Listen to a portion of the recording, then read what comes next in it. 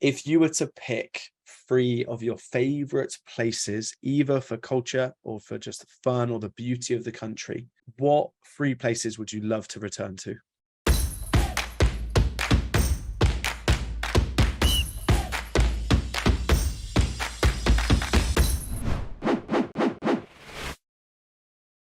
Welcome, everyone, to the main journey, a way for you to join me on a learning journey through life.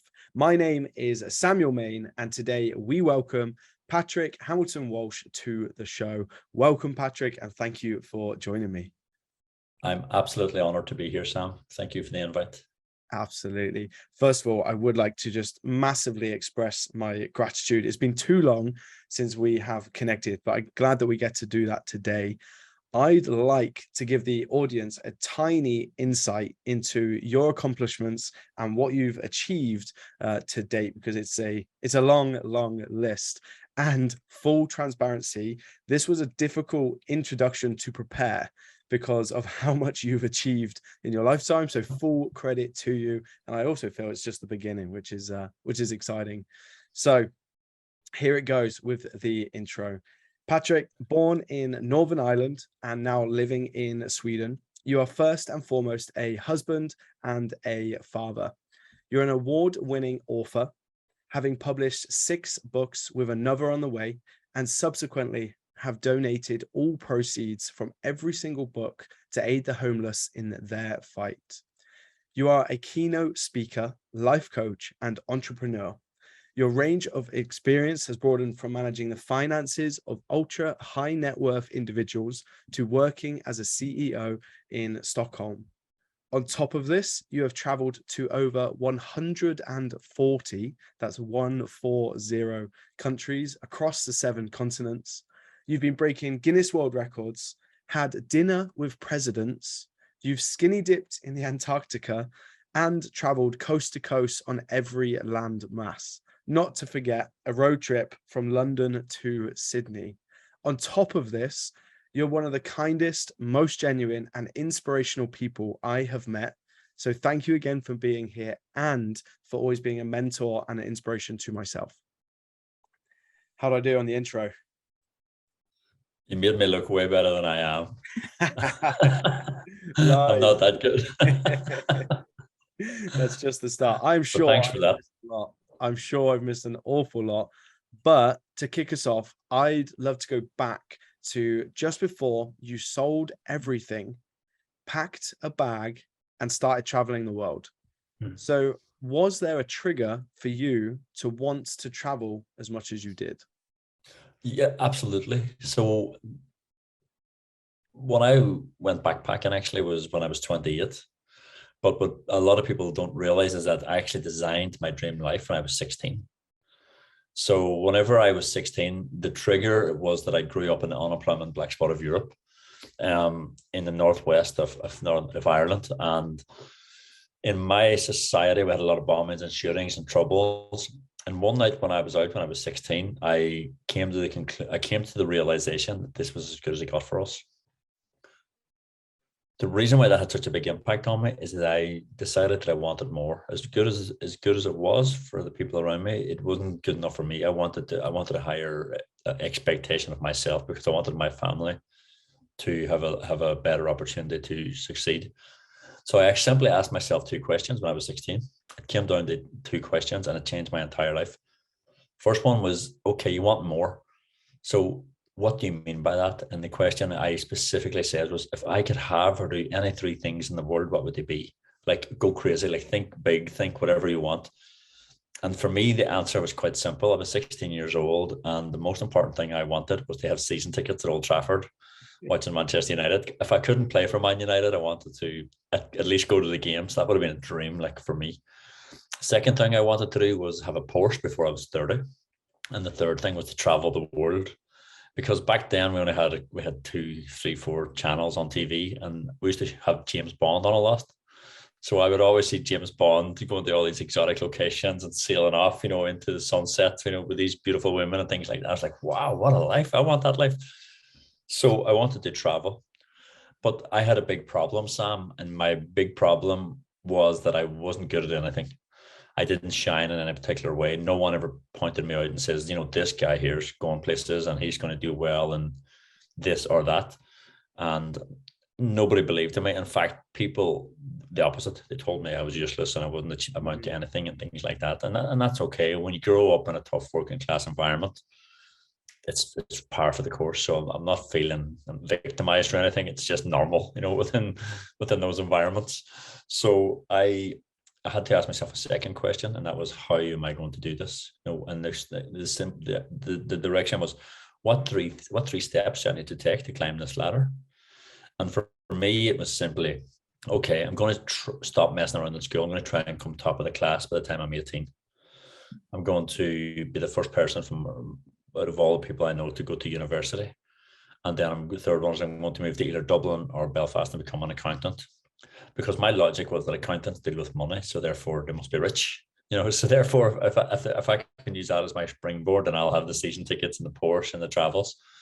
And so go forward 10 years. I'm now 26, and I've just I have come top of the class in school. I went to university, I got 2 degrees in business studies and accounting, and now I've just qualified as a chartered accountant with Grant Thornton, and I have started to become a tax lawyer with PricewaterhouseCoopers.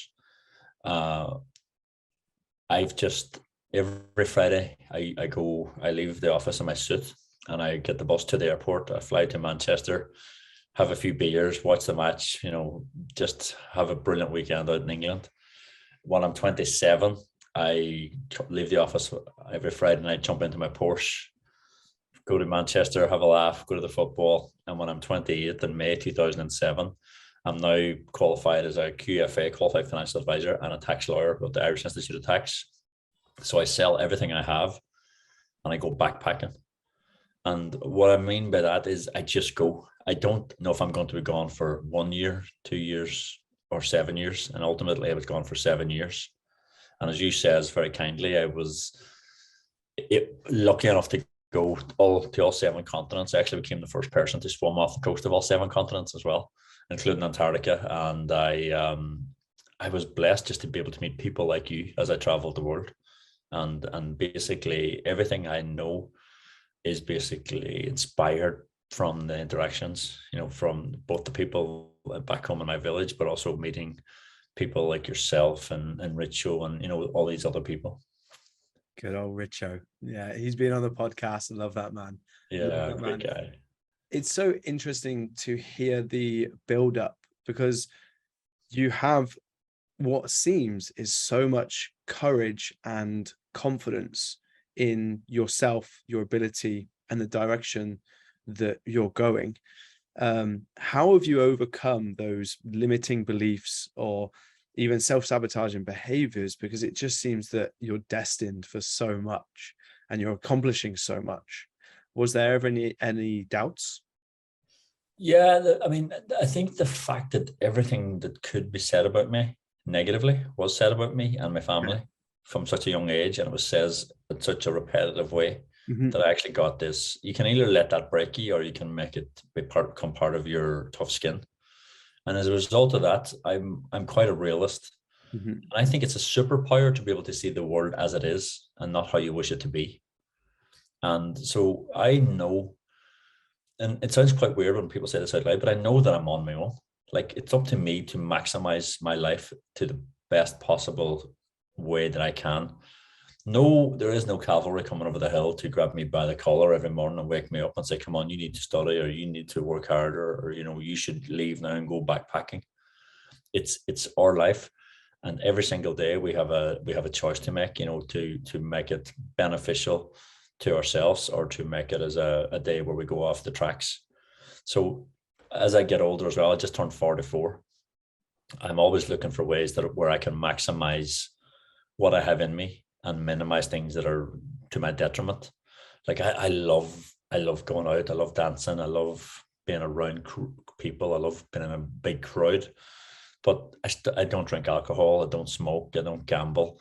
And what I'm doing is I'm constantly extracting things which would cause me to get into a pattern which is not good for me. Like I love going out and having a few beers as much as anyone, but whenever you start getting hangovers that last 2 days, what's the point? You know, Yeah. like my nights out when I'm 44 will never be as good as my nights out when I'm 22.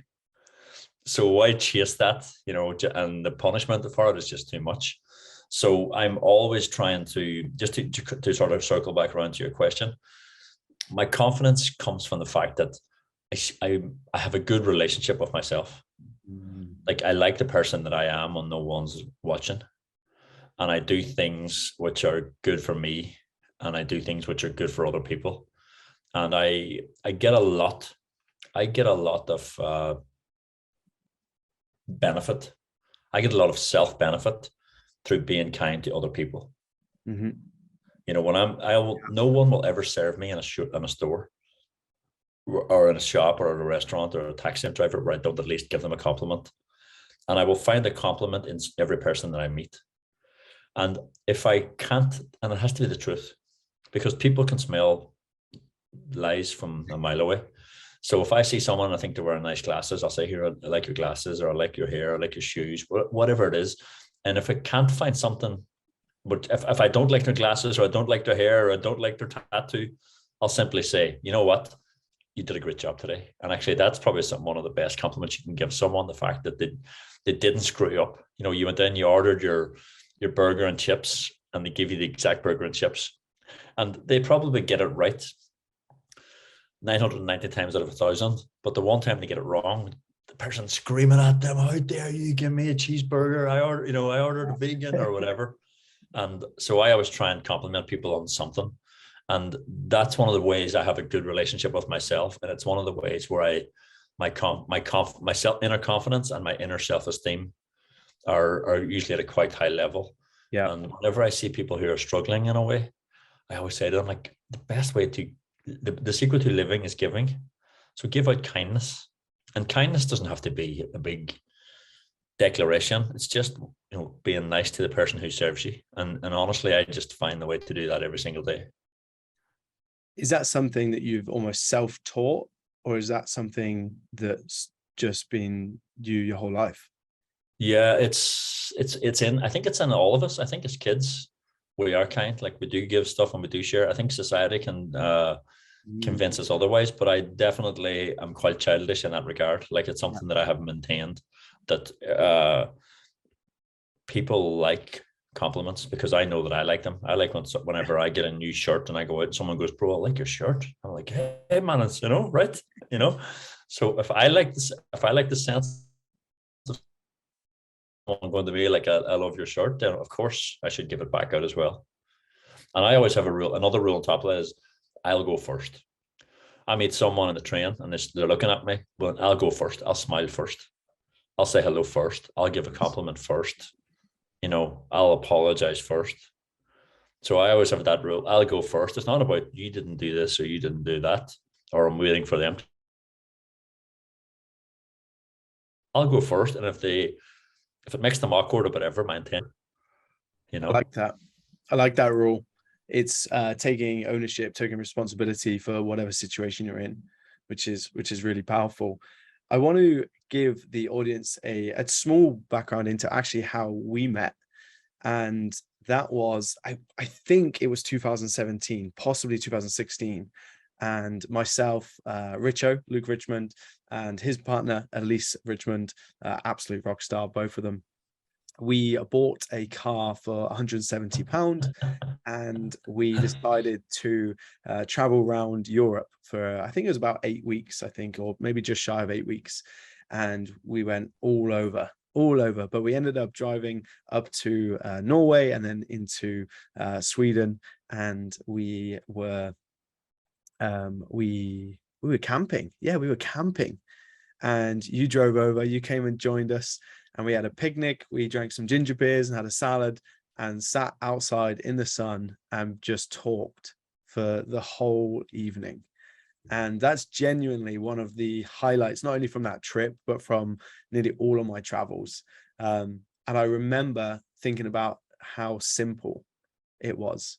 We had a couple of tents, a group of really cool people, and just exchange stories. And I remember actually just sitting and listening to you and Richo talking, and just being so inspired because I was a little bit younger at that point. I hadn't done as much as you guys, and yeah, it was an incredible moment for me. So when you look back at your time in travel and moving around, what were some of the biggest lessons that you took away from all that travel that you've done? Well, you just nailed it, because the answer I'm going to tell is basically leads into the other side of the story that you've just told. So me and my wife was actually, we just threw a couple of tents and sleeping bags into the back of our car, and we seen that Richo was like a couple of hours away from us. So we said, we'll pull at this campsite and we'll rock up there, and they'll probably catch up on us tomorrow or whatever, as backpackers do. And he was like, yeah, I'm along with one of my mates from Thailand. And I wanted to meet his new wife as well. So for me, it was a win-win-win all the way through. But the most important thing that I learned from backpacking was always pay attention to the quiet guy. Because you know how it is whenever you're backpacking, there's always those couple of Irish, British, Aussie, American, whatever it is, who's making all the noise, and like they get the party started. But it's actually the guy who's observing everything in the background is the guy that I want to gravitate towards, because he or she usually has the best life experience or the best story or the most sort of magical reason of why they're sitting at a tent in a campsite in the middle of nowhere in some wilderness. And I was going to Antarctica. So we were over a few weeks, we were making our way down to Patagonia. And there was of course the usual Highlands that I've just mentioned, Irish, British, Aussies, all partying. And there was this German guy who never really said a word the whole time. And then eventually, so I always thought I'm going to gravitate over towards this lad. And he was playing for Bayern Munich all his life since he was 6 or 7 or something. And his knee had just went just as he was about to break into the first team. And all his mates were either already starting to sit on the bench or on their way through, like all these household names who won the World Cup with Germany. And he had basically said, they had told him, your career's over, you're not coming back, so do whatever you have to do. So basically what he did is he grabbed a backpack and a tent, and he was going to backpack his way down to Patagonia. And I always use that same analogy now for one in business and things. Who's observing the business meeting, like who's observing the party and things, and what do I need to do to get them to open up? And you can learn a lot from that. And honestly, the reason why I'm trying to circle this back around to you is you're one of the most your story is a story that I talk about a lot. Like we were up the country. There's a guy who I know who's just got divorced recently, and he was up in the middle of Sweden with us as well. And I was telling him, like, no matter what you're thinking, Sam has come from a lower perspective and climbed higher, and with a more dogged approach, with more people trying to screw him over, and and he just kept getting back on the horse and back on the horse. And I really am inspired by your story, actually, Sam. And again, I have to ask that to you. What of all the things that you've learned through your growth over the last 10 years, what stands out for you that you can share with the readers or sorry, the listeners as well? Because this is something I need to hear, and some other people need to hear too. It's a really good question. For those of you that don't know, I used to ask Patrick for a lot of mentorship, so he knows a lot about the behind the scenes and some of the the ups and downs that life and business can throw our way. I think for me, having been fortunate enough to travel and move around, one of the biggest lessons I think is that there's actually more risk in staying still than there is in taking the leap. And I think for me, I've made a lot of transitions, a lot of changes, taken a lot of risks, taken a lot of leaps. And that, despite the ups and downs, has allowed or created so many then massive opportunities for me. And I think it all starts with that first step. So when I look back at those 5 years, 10 years, it started with that one little step, but I'm so glad I took that risk and I explored the uncertain, because I just wouldn't be where I am today without those initial steps. Can I ask you this then? What stops people from taking that step? Because I think everyone wants to step up based on sort of my box of how life works for people. I always have this thing that, when we get to a certain age, we want to go out on our own and climb up. What do you think it is that stops others? Because obviously we're not the two people who didn't, but I would love to hear what you think stops others. So from a recent guest that I had come on the show, his name was Dr. Corey Wilkes. He was a clinical psychologist, and we actually delved into this a lot more, and he can address this better than what I could. But he talks about 4 different fears that people have. And those fears are fear of uncertainty, fear of failure, fear of ridicule, and fear of success.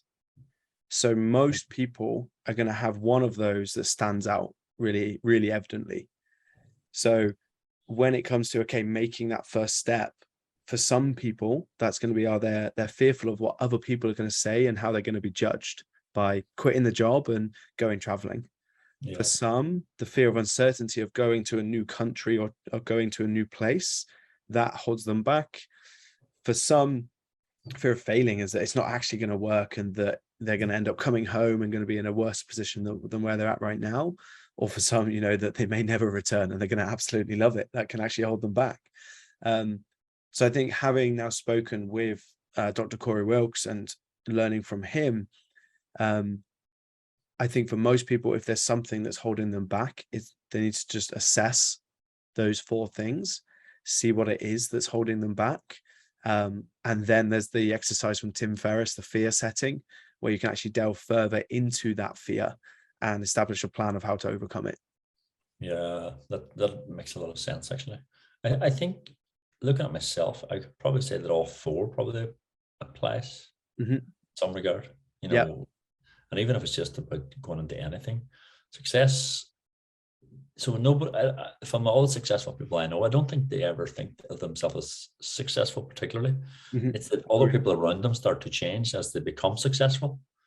And therefore you lose a lot of people, and a lot of people who were loyal to you at this level now become resentful. And then when you go up, the people who are loyal to you at this level become resentful. And so success is actually a part of shedding. And people always talk about friends and family. I've known these people for 25 years and blah, blah, blah. No, you've known them, but they haven't known you. This is a new version of you that they're getting to know, but they like the old version. And this is why they're bitching about you and complaining about you and, backstabbing you and things like that. And you will lose people. And unfortunately, the more successful you get, the more people you lose. And this is why a lot of people who become celebrities and things actually end up with such weird crowds. Yeah. Because those type of parasitic hangers on are the sort of the only people who likes them, because if you're from a mining village in Wales and now you're a global megastar like Gareth Bale, for example, they can't relate to that lifestyle. Yeah, totally different. Totally different. I've always thought about it in that your loved ones, what do they want from you? They want you to be safe. They want you to be secure. They want you to be comfortable. Whereas actually, if you're safe, secure, and comfortable, it probably means that you're not growing, you're not fulfilled, you're not actually performing as your best self. So, your loved ones want you to be staying at home, protected, wrapped up in bubble wrap, but that's not going to allow you to travel the world, to build that unbelievable business you're trying to build, or to take that next step. That's very well put, actually. That's a great insight. And it's not because they don't love you. They want to see you succeed, but they want you to do that whilst being protected. Well, typically, if you're going to have an amazing business, you've got to take some risks. If you're going to explore the world, you've got to book that flight to a country that you know nothing about and take that leap, Yeah. And I mean, again, for me, it was always going to happen. I don't know why we're different, that like, I'm just going to go to this random country and do that thing that nobody does. And, I remember I was invited to Kazakhstan a few years ago, and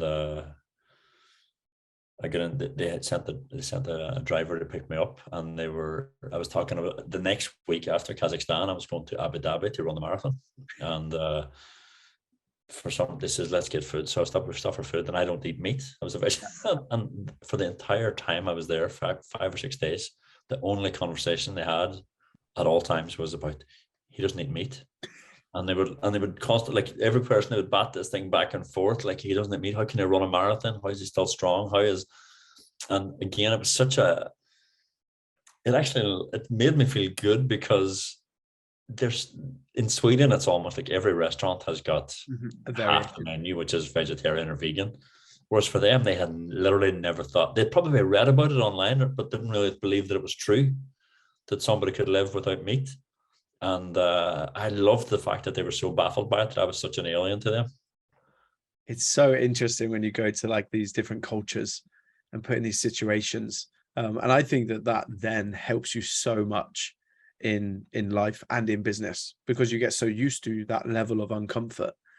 Yeah. And I'm really interested how you feel that the amount of travel that you've done, which you've got to be in the top like 0.5% or top 0.1% of the world of people that have been able to do what you've done. How do you feel the travel and what you've been able to experience actually served you then in a business aspect?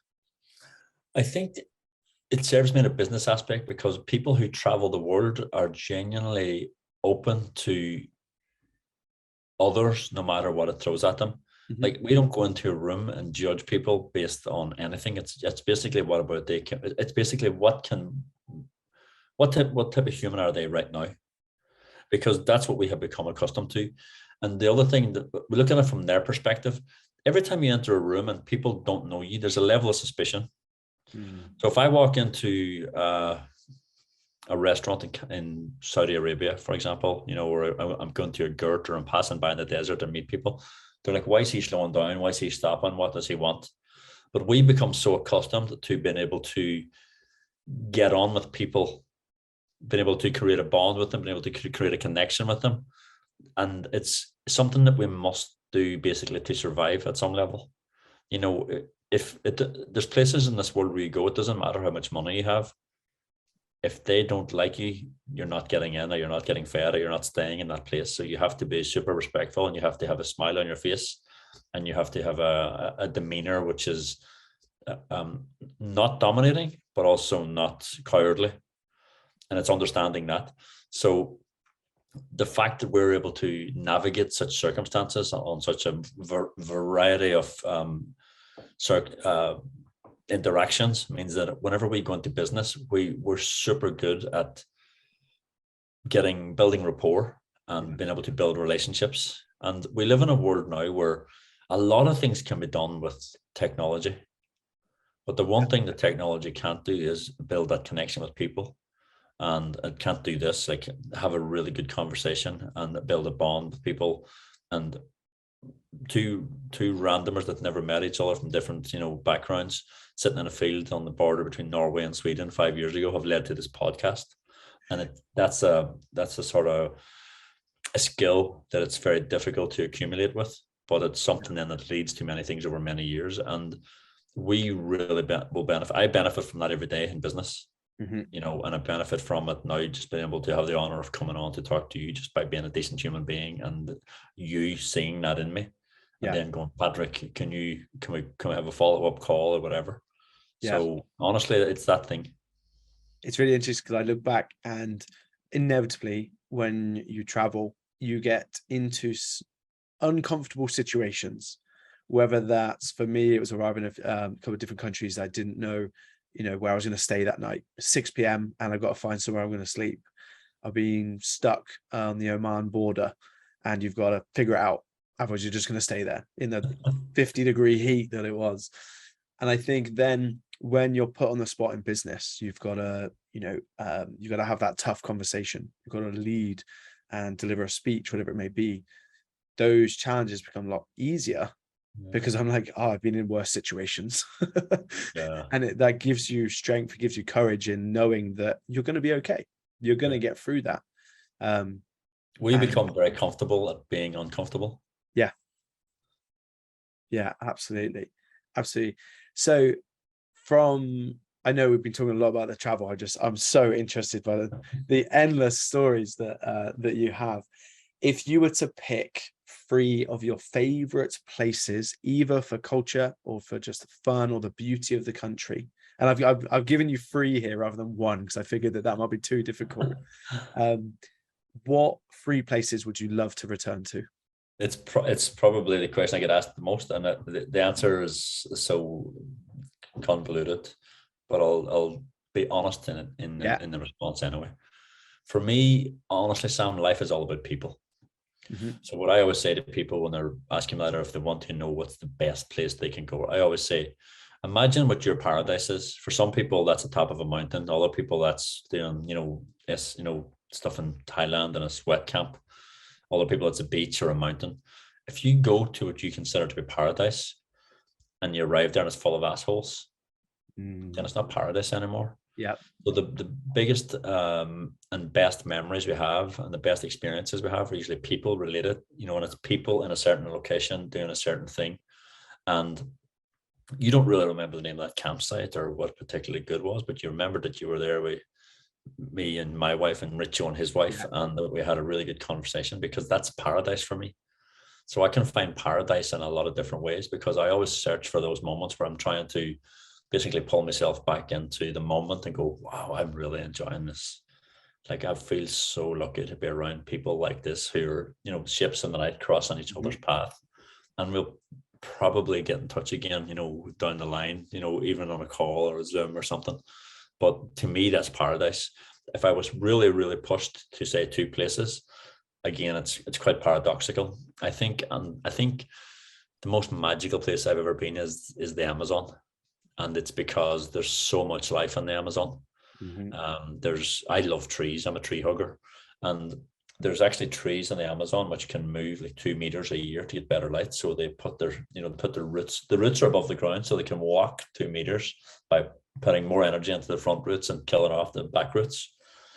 There's also trees which are having this battle over like decades where they're trying to fight for light, and there's just two trees twisted like in that. And there's another, sometimes you see a tree which is just looking like this, it won the battle, and the other trees completely died and rotted away.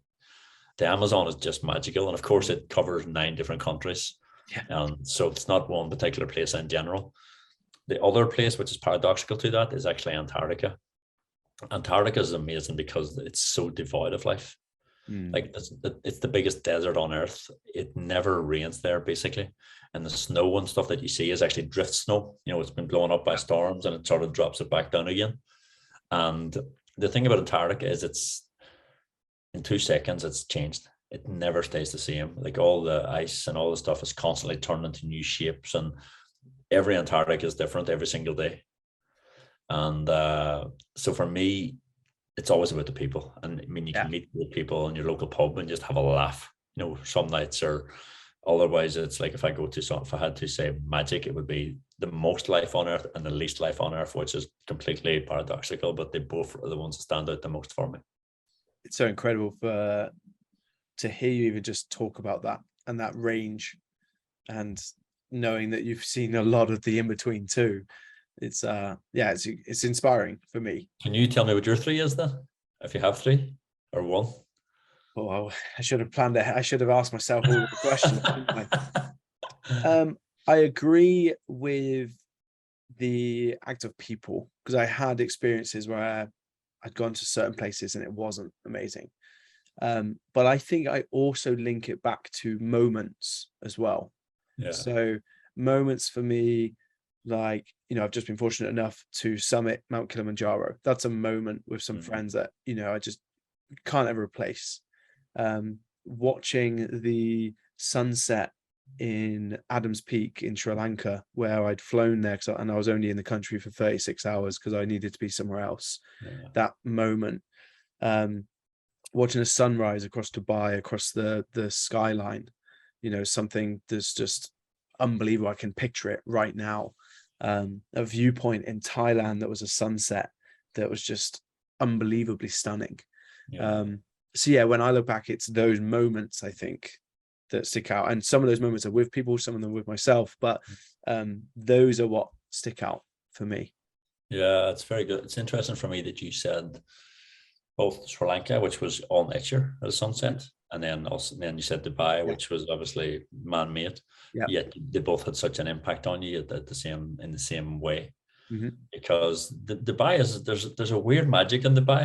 Yeah. The fact that it has been just built out of the desert, Yeah. and I understand a lot of people have criticized Dubai, but I definitely get that sense of, wow, I'm here. And I've been there like 20 times. But I still go, wow, like this place is It's wild. incredible. And actually, so I don't have many tattoos. I got one on my left arm and I'm getting another on my right arm. But the one on my left arm is a photo of the sunset in Thailand. And for me, that's a sign of like enjoying the moment and being present in the moment. And then I've also got a photo of a sunrise in Dubai, which I want to get on my other arm. So you've got the polar opposites of sunrise, sunset, you've got island life and then city life. And that's also for me is going to be enjoying the hustle, enjoying the grind. So it's the opposite too. So yeah, I think those moments stick out. Yeah, man, I really love that. Actually, I love how deeply you've thought about those tattoos and the different paradoxes, like the island versus the city, and morning to night and things. I love it. Yeah. What about hiking? Do you do much hiking? Not, I haven't done much more hiking since Kilimanjaro, but I hiked the volcano in Bali in Indonesia, Mount Batur. That was 24 hours before the other volcano erupted, the one opposite, which was pretty wild. Yeah, I've done a few challenges. Obviously, we've done the 4 highest peaks in Ireland in under 24 hours with Richo. Yeah, I remember you saying that. That's tough. Yeah, that was really tough. That was a tough day. That was a really tough day. Bear in mind, obviously, he's climbed 6 of the highest 7 peaks in the world. This was like a little stroll for Richo. But yeah, I've done quite a bit of hiking. I've done more than the average person, let's say, of like I've had a higher interest in hiking. You love a good mountain, don't you? Yeah. Yeah, I think it's such a you're switched off from social, you're switched off from the business world, and nearly always when you go hiking, it's an early start, and it's just such a good way to clear the head, clear the mind, and achieve something. And it's not something that's quick and easy. Anyone who does any longer hikes, it's pretty miserable on the walk, and it's not that exciting walking for many hours. So like that's part of the experience, I suppose. But I always get a big buzz from just trundling along early morning, 4 or 5 o'clock, dark, it's starting to get bright. And then eventually you look around and you're like, wow, have we climbed from all the way down at that little point already? And that always is where I get my second wind, and I'm like, okay, let's get to the top. I know you're an avid runner. I know you've done quite a few marathons, and it's another skill set of yours.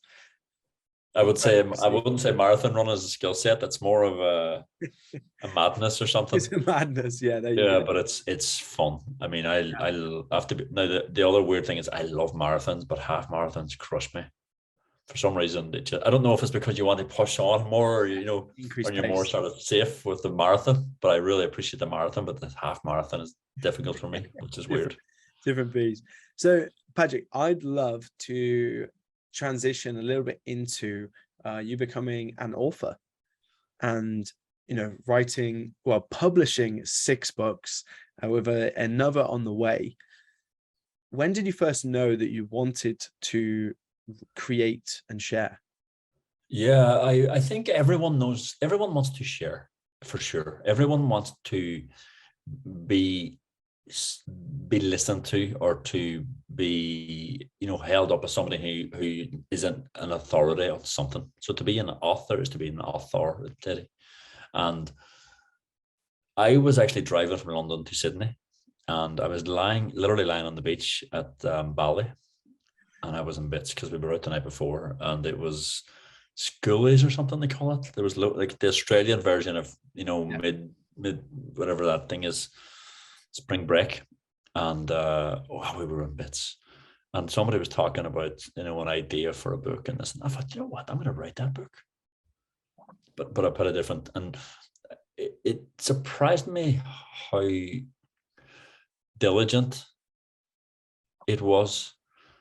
Or sorry, it surprised me how easy it is once I was diligent. Okay. Once I started looking at it, was doing 2 hours a night after work and just started jotting it down. It wasn't that hard to get the first one out. And then with now with like Amazon Kindle and things like that, I think everyone can put a book out. And I think that if you have something that you really are passionate about and you have a subject matter that you can sort of deliver to people with a message which is going to appeal to an audience in some way, then why not? Because for me, a book is like dropping a pebble into a lake. You drop the pebble and your action is done. It's now out for the world to read it. But you walk away. But those ripples go out around the world and they go out around the lake and they bounce and they hit certain things at certain times. So some of the first books I did, which were nearly 15 years ago, there's people picking them up now for the first time because they're at the stage of their journey where I was at 15 years ago. Yeah. And if they meet me now, I won't resonate with them. I'm just some 44-year-old guy who's traveled the world, whereas they're a 22-year-old guy who wants to travel the world. And so how can they access that version of me who was full of that hunger and that drive and that aspiration to travel and share and care and give, and like yourself, like get stuck on the border at Oman, which almost happened to me and Johanna, which is interesting that you said. But I loved all that back then, and having a book or having a podcast is one way to get people to access that earlier version of yourself and it's like a time machine. And I only have one criteria for my books. It's that someone who I've never met emails me and says, by the way, Patrick, I read your book and it's changed my life. And it's quite weird that for all the books I've done, apart from the sort of the last one, someone has mailed me and says, your book has changed my life and this is why. And I think about this, if you read a really good book, how many times have you emailed the author? Yeah. I've never done it, honestly, but it really must have an impact on them for them to send you an email. And it's never a short email. It's usually... Oh yeah, it's a paragraph. I've only communicated with those that I personally know the author. Yeah. That's really interesting. It's a great point. Like, so essentially that level of gratitude's got to be so high. Yeah. And to write that post, which, that extends that knock-on effect so much. The last book I did it during the pandemic, and I wrote a series of books, which was a storybook for kids to help parents to teach kids how to meditate. Because as you know, there's a lot of anxiety, stress, and depression amongst young people now. Self-harming amongst young girls is getting younger and younger, things like that. And during the pandemic, I decided I would write a book which would help kids or parents to teach their kids how to meditate through story format. So like basically a life hack for parents. Yeah. And I did it in 7 different languages. So the non-English books were done with the English subtitles on them. So it was a way, like, let's say you're Dutch, you can teach your kids this and also you can teach them English at the same time. And those books have not worked at all. They've hardly sold. Like, I have no feedback on them. Nothing's happened with them. And it was an interesting insight for me in the regard that I realized the parents who care about that type of stuff, they care. They're already on it, and they're making it happen in some way. The parents who don't care, they just, it's not in their field. And again, the number of people who are meditating and things like that is probably not as high as it should be anyway. Yeah. And for me, meditation is all about just being present. Just not worrying about the future, not stressing about the past, just being here for, it might be 16 seconds or 30, 64 seconds. I have a few different versions of it. And I realized, just that doesn't work, because the parents who are doing that already are doing it.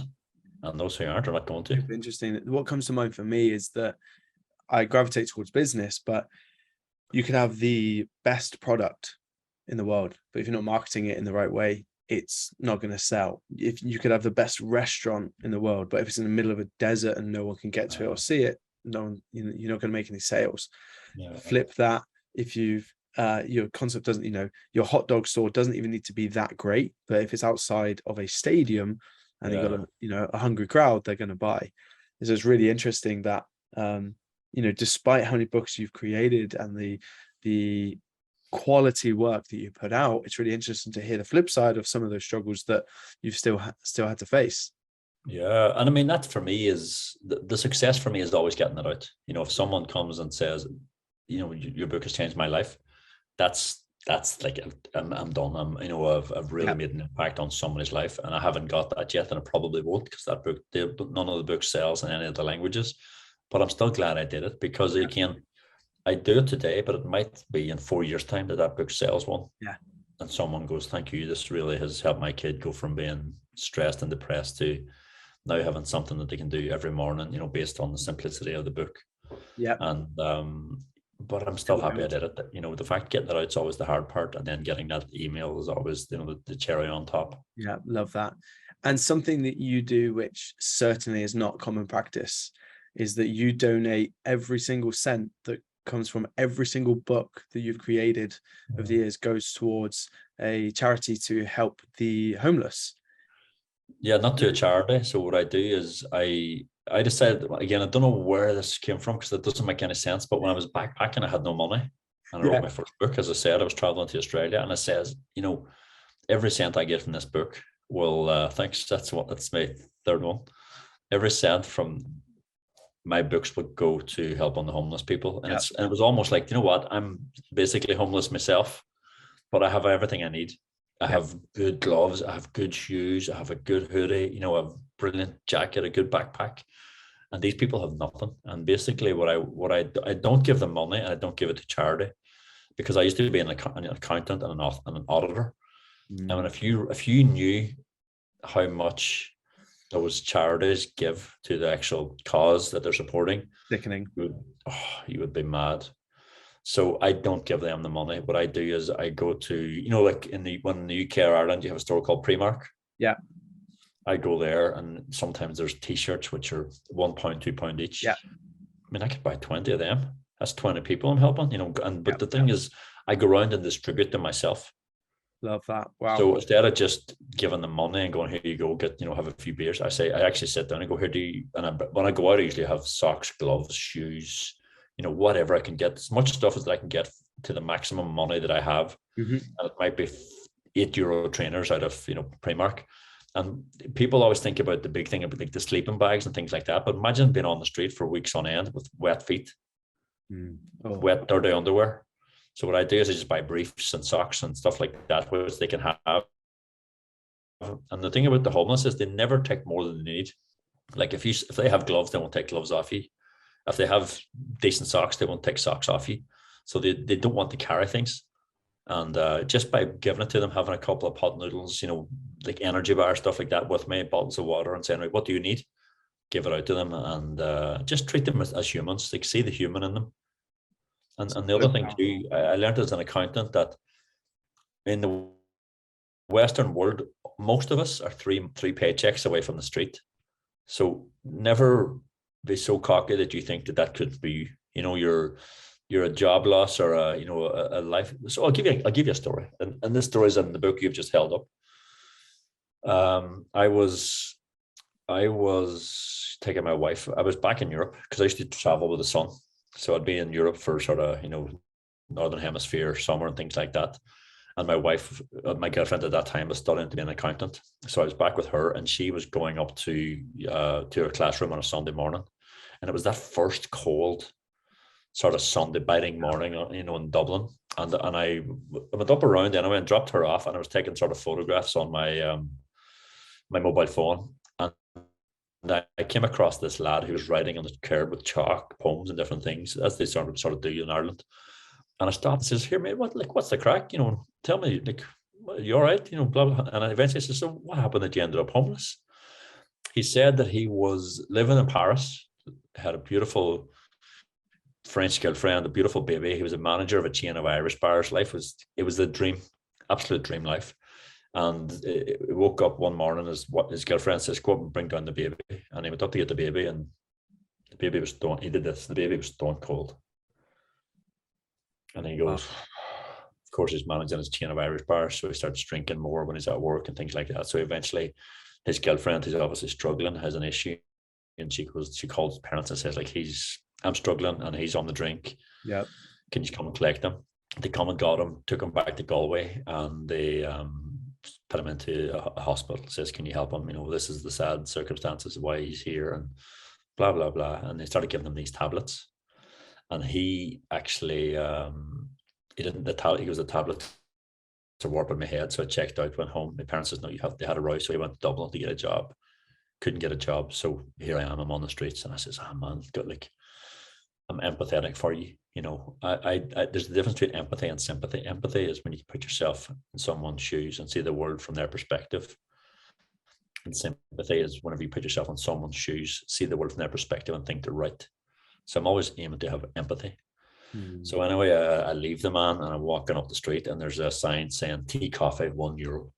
And I was freezing, and I was like, I want a cup of tea. So your man really must want a cup of tea. So I go and buy 2 tea, and I see that the Euro Millions is, I think, 60 million or 40 million. It's in the book, I can't remember now. And it's, you know, so I thought, you know what, give me 2 Euro Million lucky dips as well. So I take the teas back to your man. He was only 100 meters away, and I go, oh, thank you, you know, I appreciate that. And then I pull out the 2 Euro Millions tickets, and I say, here you go, choose one. He takes the one out of my left hand, and he goes, oh, it's got my birthday on it. So he puts it in his inside jacket of his coat, or pocket of his jacket.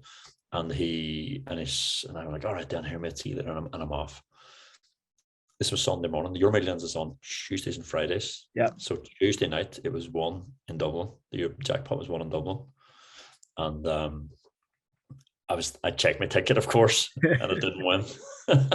So the next Sunday morning, I'm taking my wife up to the classroom again, and I walked past where he was, and he wasn't there. And then I was actually I did worse than that. It was actually, I think, Thursday night when the shops were open late. I actually was up to town, and I thought I'll take a wander by to see if he's there, and he wasn't. And then on the Sunday again, actually, I had another wander by just to see if he was there. And I was thinking to myself, chances of him winning that are minimal, you know, but it might have been just the fact that someone was able to give him a ticket or buy him it might have been a million things. He could have been beat to death during the week. Yeah. You know, unfortunately, he could have froze to death. Anything could have happened to the man. But the story of him going top of the world and tumbling right down to being homeless humbled me so much. You know, these are the people that could be any of us that could have that bad news, that phone call could send us off the rails. And so God bless him. I hope he's back on the grind, and he's over in Paris, and he's been able to get his life back together again with, you know, whatever way. And God bless him. I think it's incredible that obviously, you know, you've had success with your books, and, you know, the level of output that you have is so impressive, and that you still continue to donate, and then going and doing that in person yourself. I can only imagine how inspiring and motivating that is for you to keep going and to do even more. If someone was thinking about writing a book for themselves, what would be that first step, or, you know, how would they go about it? Right. Let me push it back to you, and then I'll tell you exactly how to do it. What topic are you interested in, Sam, that you would like to write about? Performance. So basically what you should do then is you should look for 3 very core parts of a book. Okay. Introduction, body, and, you know, conclusion. Because performance is more of a business book. It's something that's you're going to try and build a business around ultimately. Yeah. So what I would do if I was you, and the simplest way to do it, whether it's performance or anything else, is go to the core of the book first and find a way where you can create something which is catchy. It might be the 7 A's of performance, or the 60, you know, the 6 D's of performance, or it might be taking the word such as performer, and P means, you know, perform, E is exercise, F is, you know, financial goals, and actually start to write a paragraph about each one of those. And again, the money that you would get from writing the book is not going to come from the book per se. It's going to come from around the book. It's going to put you down as someone who's really thought about it, someone who's become an authority on high performance, someone who's been able to, you know, who's well read themselves and has lived a life which has enabled them to perform. And put it together and then package it, and then it's the book is a brilliant business card because it gets you onto stages and it gets you in front of people who now have. There's something about writing a book that opens a path for you, because I'm not going to say writing a book's easy, but what I have just shown you there is the easiest way to do it. Mm-hmm. And it doesn't have to be groundbreaking. It can be a new slant for the modern audience on a previous successful book. You know, we've had Think and Grow Rich, and we've had The Richest Man in Babylon, and all these books, and it's basically the same book repackaged every 20 years for a new audience. So true. You know, and I mean they're all effective, and I respect them all so much, and I respect the authors so much for modernizing them. And so I would say to you, go for it, like go and make it as easy as possible for yourself. And what I do is I can do it either, depending on how busy I am, I can like allocate 2 hours a night where I'm literally shutting out everything and I'm going all in for those 2 hours. And I know that between 6 and 8 tonight, I'm not going to follow my emotions. I'm going to follow my plan. Yeah. Because my emotions are, I'm going to be tired. I'm going to be fed up. I'm going to be drowsy. That they're going to be there. But the other thing that has to be there is the fact that I want to get 2 hours of writing done tonight, or 2 hours of research, you know, and I'm really strategizing on how, and I have to do 8 hours. I'm going to do Monday to Thursday, and then I'm going to take Friday night off, and I'm going to take Saturday, the weekend off, or maybe I'm going to spend 4 hours on a Sunday, because that's what else, you know, your allocation is yours, but it's not about what your emotions are telling you. It's about the goal and how badly you want it, because the emotions are going to tell you something else. I love that. You know, and it's writing a book it's a weird thing to say to people, because everyone's writing a book and no one believes you. Everyone, yeah, you're writing a book. Yeah. Okay. So don't be expecting you're going to get pats on the back or support or feedback. And the other thing that you're certainly not going to get is critical feedback. So I'm very lucky that I have a few people around me who will tell me when something's crap. Mm-hmm. And they're almost impossible to find. And they're brilliant people, and they will say, Patrick, no, what's this? This is not good. Whereas you give it to 1,000 people and they go, yeah, man, that's great, well done. 2 things: they haven't read it, because why would they? Yeah. And number 2 is they have read it, but they think it's a bit crap and they don't really want to break your spirit. But if you don't hear about it from them, you're going to hear about it in Amazon reviews. Oh yeah, real quick. Very fast. So I mean, you can't go into writing a book like going, yeah, this is awesome and everyone's going to love it. Doesn't without happen. that tough skin. I think I'm very fortunate in that my support group, I have quite a few of those people that would outright tell me if it was no good. And I think if you don't have those people around you, then you probably got to go and take some time and reflect, because you need those people. Need those people for a healthy life in business and in personal too. You absolutely do, and it's not easy. And I mean, when you have poured so much into a book and you've given up all your evenings at 4 hours on a Sunday, and then someone tells you it's crap, I mean, it can be hard, but they're worth their weight in gold, those people, for sure. Yeah. So I know that you've got a book that is that you're working on, or it's coming out soon. Are you able to share any details, or to give us a little bit of a teaser about that book? Yeah, absolutely. So a few years ago, I moved to Sweden, and long story short, I asked myself a question: what are the global mega trends? Like, what are we trying to solve, you know, as a planet? And obviously the big ones that come up are war, famine, cancer, blah, blah, blah, blah. But there's always a level below that, which are not as cool, but they're popping up on every newspaper every day and things like that. And I realized that one of the big problems that we're facing in our world is talent shortage. There's not enough good, smart people to help us solve the problems within our companies. And, you know, we've all worked with people who were brilliant and they're worth their weight in gold. And we've all worked with people who, let's say, not so good and might have been more of an anchor than a sail. So I started looking into this, and I realized that nobody was, strangely enough, there's newspaper articles around talent and employees and shortages and things every single day in every single newspaper, but there's no defining. I'm not going to say the word expert, because I don't think you can be an expert in something like that. So I'm a talent enthusiast. I'm always just trying to learn as I go. and as the world sort of opens up and, unfolds for me as I learn. So I've been working to solve the global megatrend around talent. And at the start, I was trying to make Sweden the global center of talent mobility. And what that means is I believe that the best and smartest people from around the world want to live and work and experience the best projects in the best locations at the best time. Like they want to have a couple of years in Silicon Valley during the Facebook years. Then they want to come to Stockholm and have a few years here during the Spotify years. Then they want to go to Sydney and have a few years, and then a few years in Hong Kong. And people, it's almost that backpacker mindset. But talent are like that because they have so much opportunity around the world, and they're getting offers all the time. Like we heard from a guy who used to work with you in Google that you're this rock star guy, and do you want to come and join our team and we'll give you even more money? They're like, yeah, that's a good time to be in Berlin. I should be there now because there's cool things happening. So I wrote a book called Talent Cities, and it's how the Nordics are winning the war for talent. In the book, I talk about the 8 A's of talent mobility, and it's about, first thing is like awareness. No one's going to move to your city or move to your team to work there if they're not aware of you. We have an unfortunate problem in Sweden where everyone thinks that Sweden is a country in the Alps that makes, chocolate and fantastic watches.